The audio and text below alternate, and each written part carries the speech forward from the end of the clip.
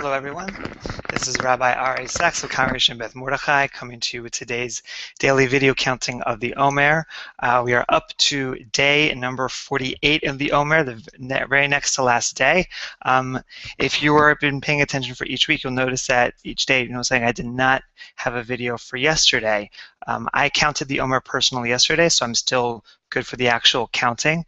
But actually, I got a wonderful email from a member of the congregation a while back who's been counting along with me and said that she hasn't been able to do it every single day, but she catches up on occasion and do 2 or 3 at a time. So that I hope that we'll be able to kind of do that today if you are so interested. I'll be doing a little bit of the teaching from yesterday and today and combine the two because I think that there's a similar theme running between the two. And then when we recite the Omer, I will pause for all those who would like to take an opportunity to recite the day from yesterday, although I will not be reciting it since I already did myself. And then we will recite today's day together. But for now, we're going to go directly to Rabbi Kantrowitz's teaching for today, for the past 2 days of the Omer.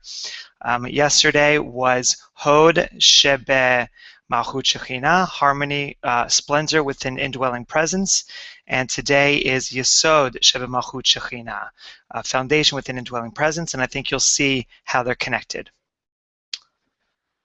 We can understand how Hod, the Sphira of splendor, influences Malchut Shekhinah in the magnificent variety of ways the source of all reality is apparent in our lives.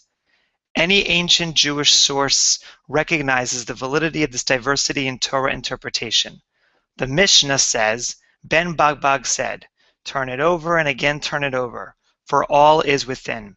Today we remember that multiple interpretations are important, that minority opinions need to be recorded, and that anything can be viewed through a variety of lenses. And for today, the best foundations are not rigid, but are designed to deal with changing soil and weather conditions. If rain is a hurricane, will the roof remain attached? If there are severe winds, how much will buildings sway? The same questions apply to people. For both structures and people, the answers are the same. Those with the capacity to adapt to changing circumstances are most successful. When we cultivate a flexible foundation, our goals are more attainable. For both of these different days, I think that the key message is that flexibility is the way for us to be able to experience the divine presence here in this world. That if we are simply rigid in our approach, then either we're going to quiet the voices of other opinions, as in the testimony from Ben Bagbag, meaning that we should turn over again all of our teachings to be able to know that there are levels of understanding that we have yet to reach. And if we are rigid in our understanding of what God is trying to teach us, then we're not going to be able to experience all that the world is. And likewise, if we are rigid, then we're not going to be able to adapt to the changing times. And so both that understanding that all of knowledge is not yet known, and that changing times require the ability to think differently than maybe we thought of in the past, speaks to the essence of flexibility and the need to bring the divine presence here into this world. And with that, we're going to turn to the counting of the Omer. And again, as I mentioned, we'll say the blessing, and then I will pause for those who would like to recite it for the previous day, and then we will recite it for today. Baruch atah Adonai Eloheinu melech haolam asher kidshanu b'mitzvotav v'tzivanu al sfirat haomer.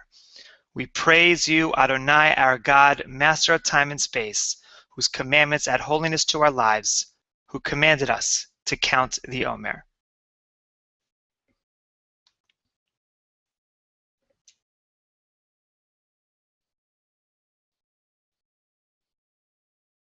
Hayom shmona ve'arba'im yom, shehem shisha shavuot ve'shisha yamim la'omer.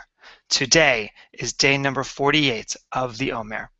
With that, I want to thank you for joining me for today's counting, and we'll see you tomorrow. Take care and all the best. Bye-bye.